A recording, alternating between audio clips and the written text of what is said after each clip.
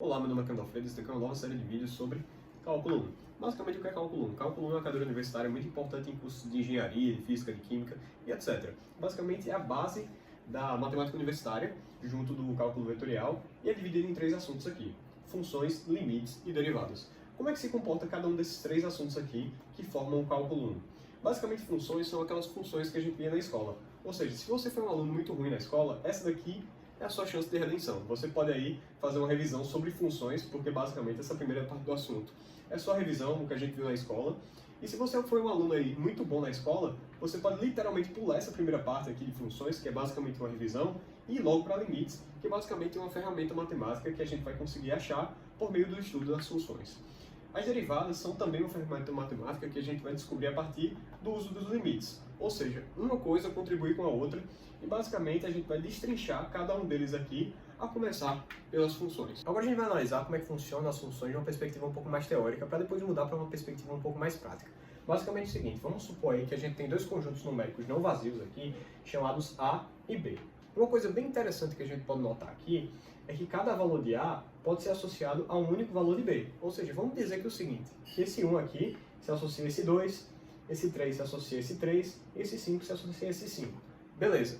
Mas o seguinte, a gente pode também dizer que esse 1 se associa a esse 3 se associa a esse 2, e esse 5 se associa a esse 3. Beleza, isso é outra forma da gente associar os valores de A com os valores de B.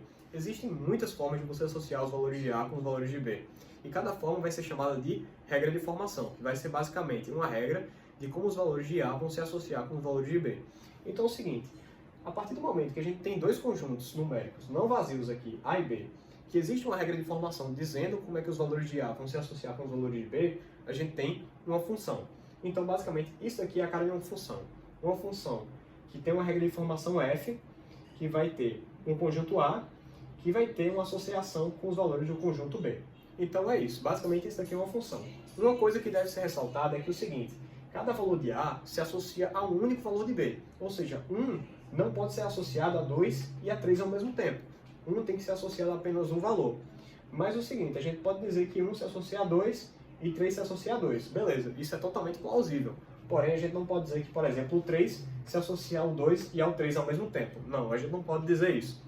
Então é o seguinte, tendo essa notação aqui de função, a gente entende que é o seguinte, a gente pode personificar cada valor aqui do conjunto A, do domínio, por meio de uma variável x.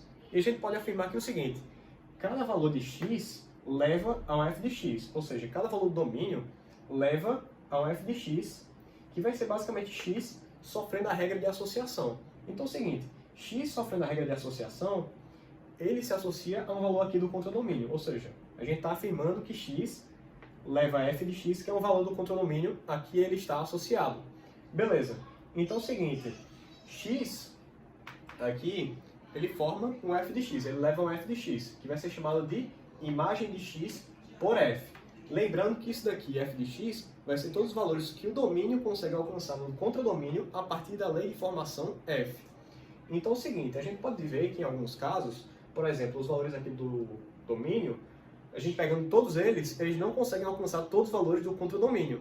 E os valores que eles conseguirem alcançar vai ser chamado de imagem. Porque é o seguinte, vamos dizer que esse 1 se associa a esse 2, esse 3 a esse 3 e esse 5 a esse 3. A gente sabe que os valores do domínio, por meio da regra inventada que eu acabei de inventar, conseguem chegar no 2 e no 3, que vão ser a imagem aí de f, e esse 5 ficou de fora. Esse 5 aqui vai fazer parte do contradomínio, mas não vai fazer parte da imagem aí de f. Então é o seguinte, f de x vai ser a imagem de x por f, e imagem é diferente de contradomínio. Em alguns casos eles se equivalem, mas teoricamente eles não são iguais. Então muito cuidado aí na associação entre contradomínio e imagem. Então é o seguinte, uma coisa que a gente pode denotar aqui é que esse conjunto A, que é o domínio de f, a gente pode representar por meio de D de f. Ou seja, basicamente esse D aqui, que é imutável, e esse f aqui, que é a regra de formação. Então a gente pode representar o domínio por meio dessa forma aqui. Uma coisa que a gente pode denotar muito em regras de formação são essas duas variáveis aqui, x e y. X é muitas vezes usado para representar a variável independente, que vai ser a variável que vai representar o domínio. E y representa a variável dependente, que representa a variável do contradomínio. Então, basicamente, essas aqui vão ser duas variáveis que a gente vai usar bastante. Não necessariamente elas têm que ser chamadas de x e y, mas basicamente muita gente usa e a maioria dos exemplos que a gente for trabalhar vai usar x e y, sendo x representante aí do domínio e y representante do contradomínio. Tendo isso em vista, uma nova notação que a gente pode atribuir aí à imagem de uma função com regra f é essa daqui, que é imagem de f e m de f, tendo essa regra aqui o seguinte, vai ser todo f de x pertencente a o contradomínio B, que vai ter um x associado aí no domínio de f. Basicamente isso é a regra aqui do que é uma imagem de f. É basicamente todos os valores aqui do contradomínio que tem um valor associado aí no domínio.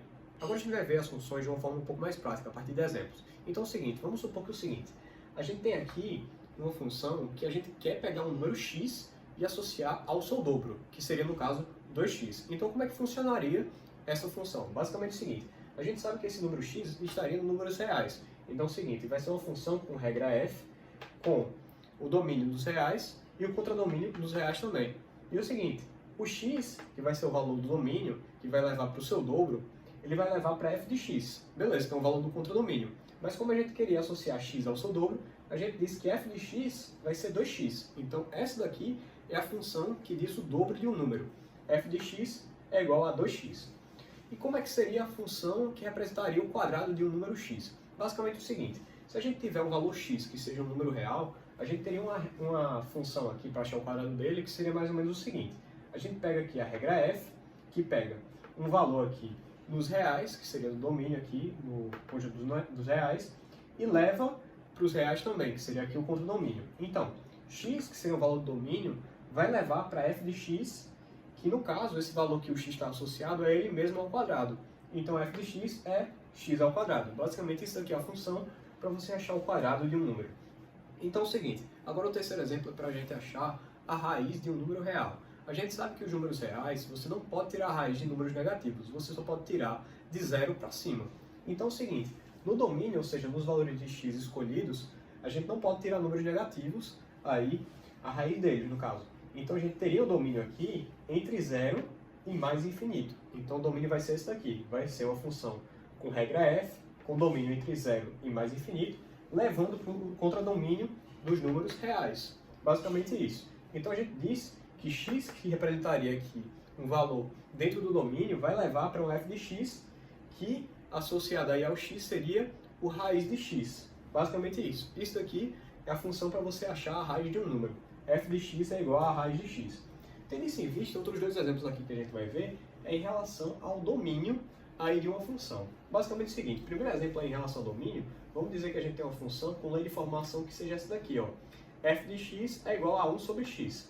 O seguinte, quando a gente quer substituir o valor de x aqui, a gente não pode substituir por zero, justamente pelo fato que não existe divisão por zero. É impossível fazer essa conta. Então é o seguinte, para essa função aqui funcionar, para ela realmente existir, para existir realmente uma associação bem normal aí, para não quebrar essa função, a gente diz que o domínio aqui dessa função de regra f vai ser os reais menos o zero. Basicamente isso. Então, essa função aqui vai ter como domínio todos os números reais, exceto o zero. No segundo exemplo aqui, a gente tem um f de x é igual a 1 sobre x ao quadrado menos 9. Beleza, a gente tem aqui a regra de formação bem bonitinha. Mas a gente sabe que é o seguinte, que a gente não pode dividir por zero. Então é o seguinte, se a gente colocar como valor de x 3 ou menos 3, essa divisão aqui vai ser por zero. Então a gente não pode incluir no domínio aqui, dos valores de x possíveis, o 3 e o menos 3. Então o domínio dessa função aqui com essa informação vai ser todos os reais menos 3 e 3. Basicamente é assim que você vê quais são os valores possíveis do domínio de uma função. Basicamente esses daqui são alguns exemplos para você limitar os conhecimentos para a gente ver mais coisas mais tarde. Agora a gente vai analisar como é que funciona colocar uma função dentro de um gráfico. Como realmente isso se dá? Basicamente é o seguinte, vamos supor aí que você tem uma função aqui com regra f, com domínio A e contra domínio B. Beleza, show de bola. E como a gente coloca aí o gráfico dessa função? O seguinte, o gráfico de uma função com regra f é basicamente o conjunto de todos os pontos com coordenadas x e f de x pertencentes ao produto cartesiano entre A e B, tendo x pertencente ao domínio A. O que isso quer dizer em português? Quer dizer que é o seguinte, se você tem um plano cartesiano aqui, aquele que você viu na escola, como você coloca uma função dentro desse plano cartesiano. Basicamente, você coloca os valores num eixo, os valores do domínio. E em outro eixo, você coloca os valores do contradomínio. Aí, todos os valores de pontos aqui desse gráfico, todas as coordenadas vão ter aí os valores de x e de f de x. Ou seja, cada ponto do gráfico aí, formado pela função, vão ter coordenadas x e f de x. Ou seja, vai ter componentes aqui de x e de f de x, aqui nos dois casos. Ou seja, basicamente, cada ponto do gráfico de uma função é associado pelas coordenadas de x e seu valor associado no contradomínio. Basicamente isso. Outro caso interessante é esse daqui, que é o seguinte, essa função aqui, com regra f, vai ter o domínio 1, 2, ou seja, dois valores de domínio, levando para os reais. Com a regra de formação de f de x é igual a x, ou seja, todo valor de x no domínio vai ser associado a ele mesmo no contradomínio. Ou seja, tendo apenas esses dois valores aqui para substituir na equação, aqui para a gente fazer a função, a gente vai ter que o seguinte, esse daqui é o gráfico dessa função, porque é o seguinte, os valores possíveis de domínio são 1 e 2, e como f de x é x, então f de 1 é 1 e f de 2 é 2. Basicamente, isso é outro caso interessante de como você plota uma função aí no gráfico. Agora a gente vai fazer uma análise em relação a funções limitadas. Tem três tipos aqui diferentes da matemática que a gente vai analisar, que são muito importantes. Basicamente, o que é função limitada? A gente tem aqui função limitada superiormente, inferiormente e superior e inferiormente. Basicamente, a gente vai começar logicamente aqui em cima, que é com a limitada superiormente. Vamos ver a definição aqui. Uma função limitada superiormente é aquela que, para um valor m pertencente aos reais, todo f de x é menor ou igual a esse valor m, para todo x pertencente aos reais. O que isso quer dizer? Quer dizer que é uma função que não cresce além de um certo ponto. Ou seja, por exemplo, f de x é igual a menos raiz de x. Você sabe que essa função não vai assumir um valor acima de zero. Basicamente, é limitada superiormente por zero. Ou seja, basicamente, f de x é igual a menos raiz de x é uma função que é menor ou igual a zero para todos os x. Basicamente isso. Isso é uma função limitada superiormente. Uma função que não consegue subir além de um certo número.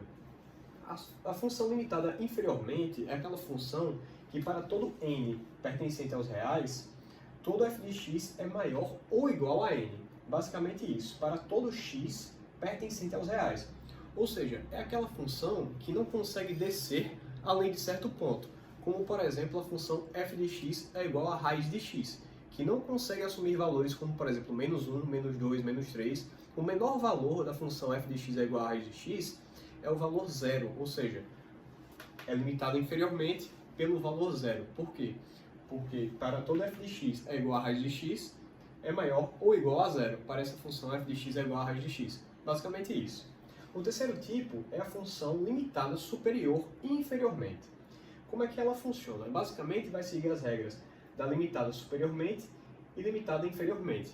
E um exemplo muito prático é a função seno, que se limita aos valores de 1 e menos 1, assim como a função cosseno, que tem f de x igual, na verdade igual não, maior do que menos 1 e menor do que 1. Uma curiosidade interessante é que uma imagem aqui de uma função com regra f, que seja limitada superior e inferiormente, está contida no intervalo aqui entre o seu limite inferior e o seu limite superior. Ou seja, todos os valores que conseguem ser alcançados no contradomínio dessa função estão entre o valor inferior e o superior aí da limitação. Agora a gente vai analisar como funciona o crescimento e decrescimento de funções a partir aí da matemática. Vamos dizer o seguinte, que a gente tem uma função que a gente queira plotar num gráfico, beleza? A gente tem essa função aqui e a gente consegue ver quando ela está crescendo e decrescendo, beleza? Seguinte, aqui está crescendo, aqui também está crescendo e aqui no final também está crescendo. Está decrescendo aqui e aqui. Só que é o seguinte, fazer as coisas no olho é muito perigoso, é muito impreciso. Então a gente tem que recorrer a alguma forma matemática de saber se uma função está crescendo ou está decrescendo. Então é o seguinte, para a gente saber se uma função está crescendo, vamos dizer que é o seguinte, a gente tem uma função com regra f, que esteja limitada aqui a um intervalo i, que vai ser o domínio, levando para os números reais, que vai ser o contradomínio, beleza? O seguinte, essa função limitada a esse intervalo vai ser crescente se, para x2 maior que x1, f de x2 for maior que f de x1. Basicamente, isso é uma função crescente. Por quê? quando x aumenta, o f de x aumenta também. Então, o que é que seria uma função decrescente? Seria aqui o seguinte: para x2 maior que x1, f de x2 é menor que f de x1. Ou seja, quanto mais o x aumenta aqui, menor o f de x fica, ou seja, é decrescente, vai diminuindo. E para uma certa função aí constante, quer dizer que f de x1 é igual a f de x2 para todo x1 e x2, ou seja, num certo intervalo, o valor de f de x vai ser constante, vai ser uma reta. Ou seja, basicamente isso é a definição de função constante. A gente vai lidar isso com crescimento, com decrescimento, com funções constantes, de uma forma muito mais aprimorada quando a gente for ver derivadas. Porém, agora, a gente se atém a essa forma mais simples de você saber se uma função está crescendo ou decrescendo. Dando seguimento ao crescimento e decrescimento de funções, a gente vai analisar agora o que é máximo e mínimo de uma função. Basicamente, como é que isso funciona? O seguinte, vamos plotar aqui uma função no plano cartesiano, uma função aqui, um gráfico de uma função, e a gente consegue notar uma coisa bem interessante, que é o seguinte: a gente tem aqui um valor x1, e os valores próximos de x1 no domínio, no intervalo pequeno do domínio, que seja próximo de x1, vão ter um valor aí de f de x máximo, que vai ser f de x1. Os valores do domínio que estejam no intervalo próximo a x2 vão ter um valor de f de x mínimo, que vai ser f de x2. Os valores do domínio que estejam no intervalo próximos a x3 vão ter um f de x máximo, que vai ser f de x3. E os valores do domínio que estejam próximos ao intervalo com os valores próximos a x4 vão ter um f de x mínimo, que vai ser f de x4. Basicamente, a gente consegue ver que a gente tem dois máximos e dois mínimos aqui. E o que é que diferem eles? Basicamente, os curtos intervalos em que a gente considerou. Porque é o seguinte, porque eu considerei f de x3 um máximo se f de x1 é maior do que ele. Porque é o seguinte, eu estava considerando intervalos curtinhos, intervalos pequenos. Isso daqui vai se chamar máximo e mínimo local, porque eu estou considerando os valores de f de x máximos e mínimos em pequenos intervalos. Ou seja, uma função com regra f possui um máximo local a partir do momento que a gente tem um valor de x0 aqui, que pertence a um pequeno intervalo AB, tal que f de x vai ser menor ou igual sempre a f de x0 para todo x pertencente a AB interseção domínio de f. O que isso quer dizer? Que em um pequeno intervalo de A a B vai ter um valor de x0, que f de x0 vai ser sempre maior do que qualquer outro valor de f de x, ou maior ou igual. O mínimo local é basicamente quase o mesmo raciocínio.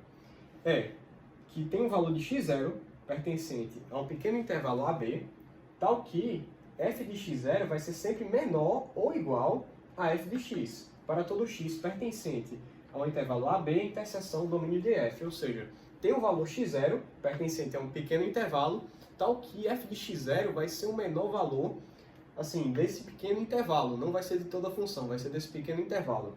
Então, isso daqui são os extremos locais. Máximo local e mínimo local são também chamados de máximo relativo e mínimo relativo. Então, isso daqui são considerando pequenos intervalos.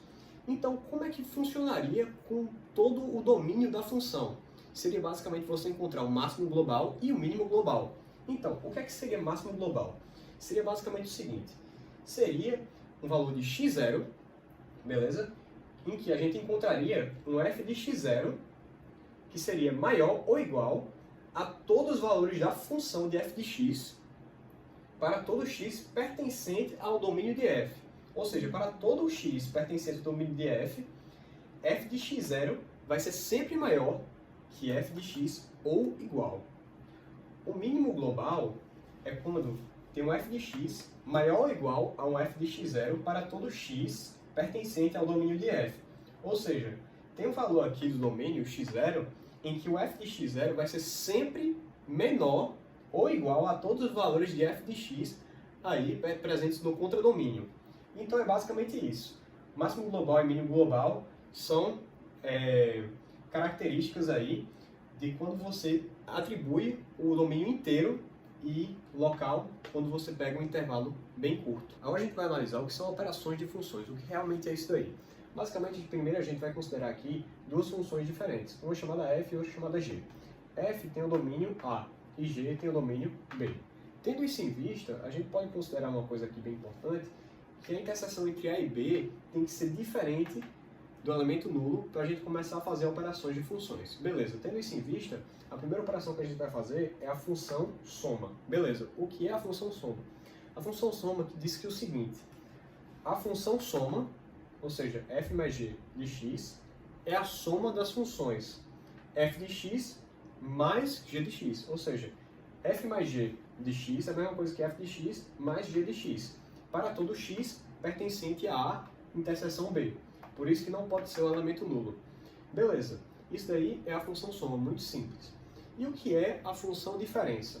A função diferença é definido como a função diferença, f menos g de x, é a diferença das funções f de x menos g de x, para todo x pertencente a A interseção B. Relembrando que não pode ser o elemento nulo a A interseção B. A terceira forma de operação de funções é a função produto, que diz que é o seguinte: a função produto fg de x é o produto das funções f de x vezes g de x, para todo x pertencente a interseção B. E a quarta, a função quociente, diz que é o seguinte: a função quociente f dividido por g de x é a mesma coisa que a divisão aí das funções f de x dividido por g de x. Lembrando que para todo x pertencente a interseção B, tal que g de x é diferente de zero. Por quê?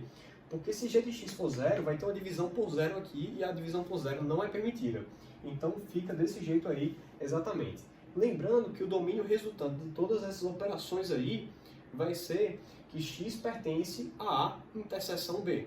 Por fim, eu gostaria de agradecer a você que assistiu esse vídeo, porque é sempre uma coisa muito gratificante gravar esses vídeos aqui. Eu sei que cálculo 1 tem uma demanda muito maior do que cálculo vetorial, então eu fico mais feliz ainda.